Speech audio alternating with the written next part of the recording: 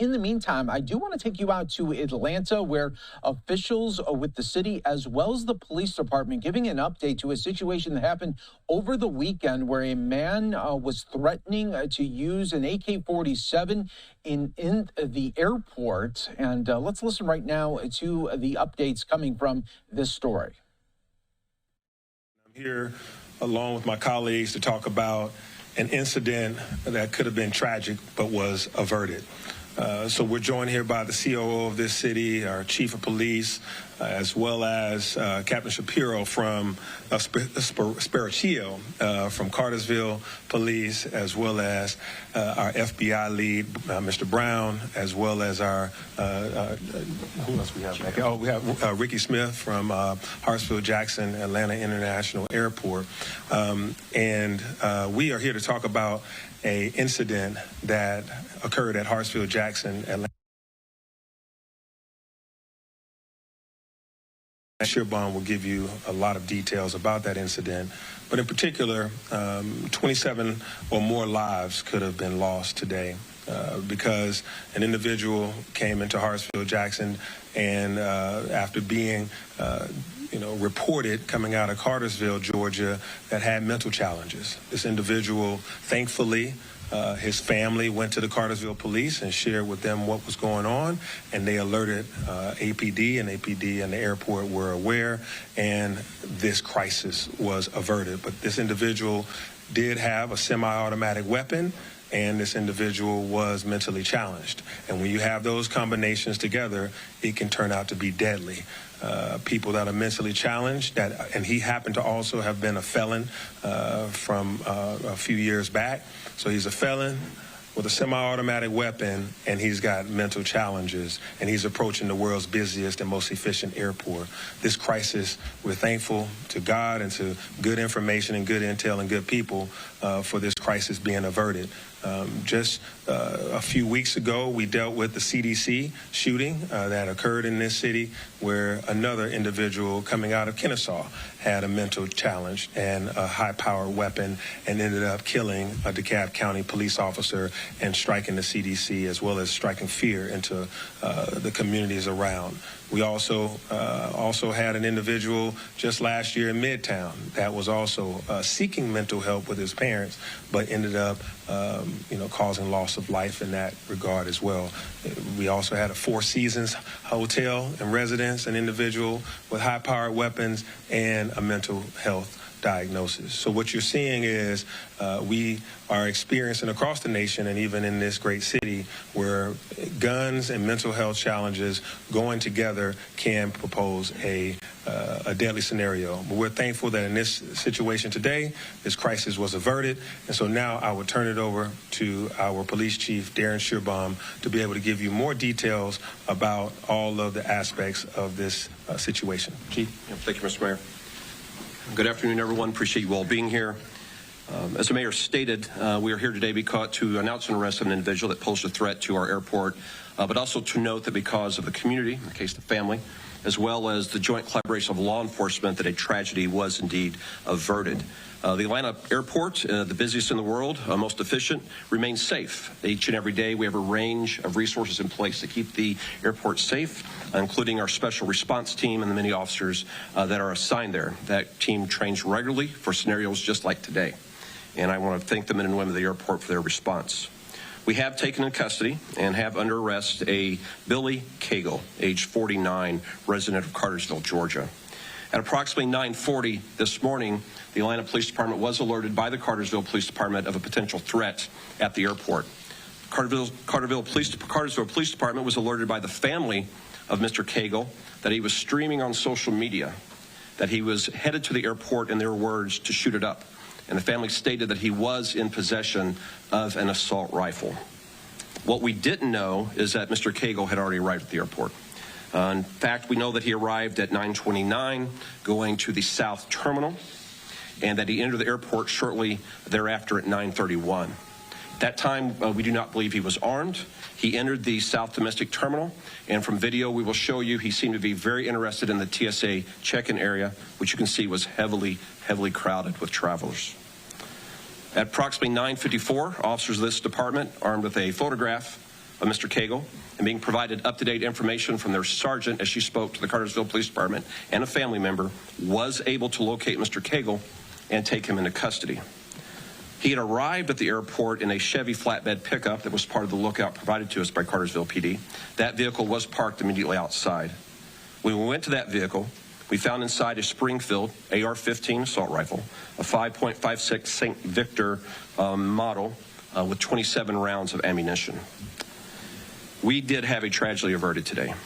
I, just a short while ago, spoke to 2 officers of this department and thanked them, because if it were not for Officer Gibson and Officer Banks, and if it were not for their Sergeant Jones that was providing them, I do believe that Mr. Cagle was headed back to his truck to retrieve it, and I do believe he was likely to use that weapon inside the crowded terminal that he had just seen. We are working closely with the District Attorney of Clayton County, District Attorney Mosley, and we have charged Mr. Cagle with a count of terroristic threats, criminal attempt to commit aggravated assaults, possession of a firearm in the commission of a felony, and possession of a firearm by a convicted felon. We're here today briefing you on a success and not a tragedy, because a family saw something and said something. A family knew they had a family member in crisis. They knew they had access to firearms, and they were on social media. This is something we've seen across the country time and time again. Social media postings, people with an awareness, individuals with access to a firearm. But today, the family said something. The local police in Cartersville quickly notified the Atlanta Police Department. And the Atlanta Police Department, using its resources at the airport, took the individual into custody. So today is how it should work. Community, law enforcement, dedicated men and women wearing the uniform and trained to respond when their community needs them. So thank you, Mr. Mayor, for making sure we have the resources to keep our airport safe and keep our city safe. And thank you to the men and women of the Atlanta Police Department, particularly our airport section, for what you did today. And now I'm going to turn the podium over to our representative from Cartersville, Captain Sparcio, for comments from him. Thank you. Good morning. So this morning, just after 9:30, we were alerted by family members that Mr. Cagle was en route to somewhere in the Atlanta area. They weren't sure. Ultimately, we found out it was the Atlanta airport, and that he had the intention to inflict harm to as many people as he could. We were able to get in touch with the Atlanta Police Department. Our investigators were able to quickly determine what kind of vehicle he was in, get very recent pictures of that vehicle, and get all those over to the Atlanta Police Department in a timely manner, and ultimately get this, what could have been a crisis, averted. And it's because of the hard work, dedication of the excellent investigators we have, the patrol officers that initially took the report, that they were able to take care of that. We are familiar with Mr. Cagle. He's got a criminal history in Cartersville. But again, no one would ever see anything like this. See something, say something really did work. Thank you so much, Captain. Thank you to Cartersville Police Department for your excellent cooperation and coordination and timely, quickness in telling us about this particular individual and the harm that he wanted to inflict. Thank you, Chief Shearbaum, and your team here at APD to receive that call, to have great relationships across the region, to be able to continue to stay in great contact with individuals and organizations and other police departments across this region so that they would collaborate with us. Thank you all for this. Those in the community, the family, thank you for sharing. See something, say something did work.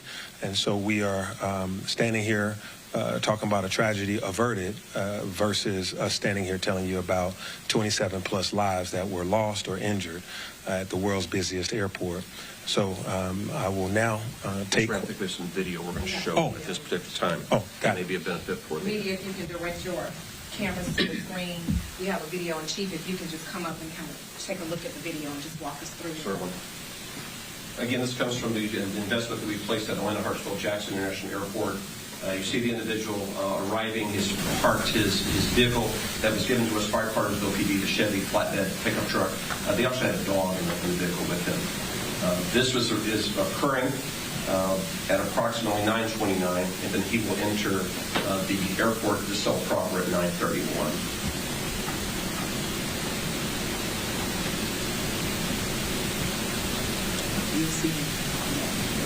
He'll be entering the top left. You see him right here in the blue shirt, right here. He will go into the TSA area. He has a high interest in that area. and you'll see the number of travelers that are there that are preparing to depart. Our officers, armed with this photograph, are able to pick him out of that crowded area and are able to take him into custody.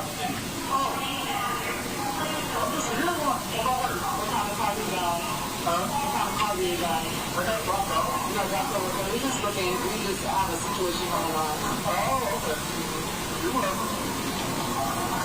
Yeah, you guys have a call. Really?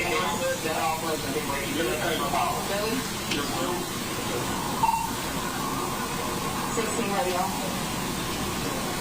Is the guy named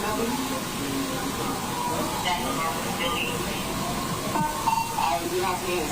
What's your name on your website? Mr. Cagle's vehicle was just outside the doors. He was clearly moving to the area that he was scouting and was moving back toward that area.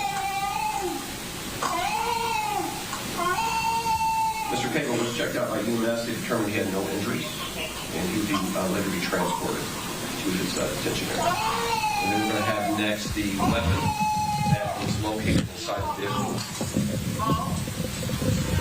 Thank you, Director Spikes. The officers at this time are handcuffing him. Because of his size and what you have in the description, they did require to use 2 sets of handcuffs to be able to properly secure him. Fortunately, there were no firearms on him at this time. His weapon is outside in his vehicle. Chief, what's his size? He's about 6'3". 6'3". 320 pounds. 320 pounds, 6. And again, this is Officer Banks and Officer Gibson there. This is the vehicle. Matched the description perfectly given by Cartersville PD. He had pulled up right to the south, a domestic terminal, parked here, would go down and go into another door. And then you'll see the officers approaching it, and then they'll recover the firearm, the semi-automatic assault rifle that he had with him. There were 27 rounds that could have been fired from this weapon inside the airport. And this is exactly why we're here today, to encourage citizens to do their part should they ever become aware, and again acknowledge the family, acknowledge our partners at Cartersville Police Department for their work. Thank you, Captain. Mayor, at this time we are ready for questions. All right. At this time, we are now ready for questions. What we will start over here. We'll start with Taisha, and we will move to my left. Taisha. So this question may be for Chief Shearbell, I'm not sure, but had he just went into the airport with the gun initially, how difficult would it have been to stop him if he didn't do that with like a dry run, maybe to see where he was going to go? I don't want to go into the full capabilities that we have at the airport. We prepare for this very scenario. We tabletop for it. Our special response team trains weekly for just this occurrence. What you didn't see in the video was close by officers armed with rifles themselves. Any of you that travel through our airport commonly see them in the atrium. That's why they're there. You see officers with sidearms that are ready, prepared to move out. So should that scenario ever rise, as it has elsewhere in the city, we're going to be ready for it through training, for proper equipment and capability. We just pray that we're never called upon to do that. This is what a proper response by citizens and by law enforcement should look like. Chief, do you know how he got the weapon? Was it a weapon that he purchased legally?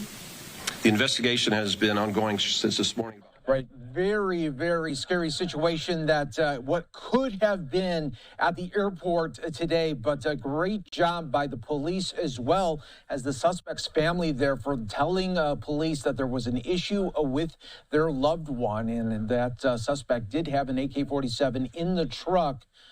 And what could have been that situation, very, very bad. All right, let's go out right now live to the White House.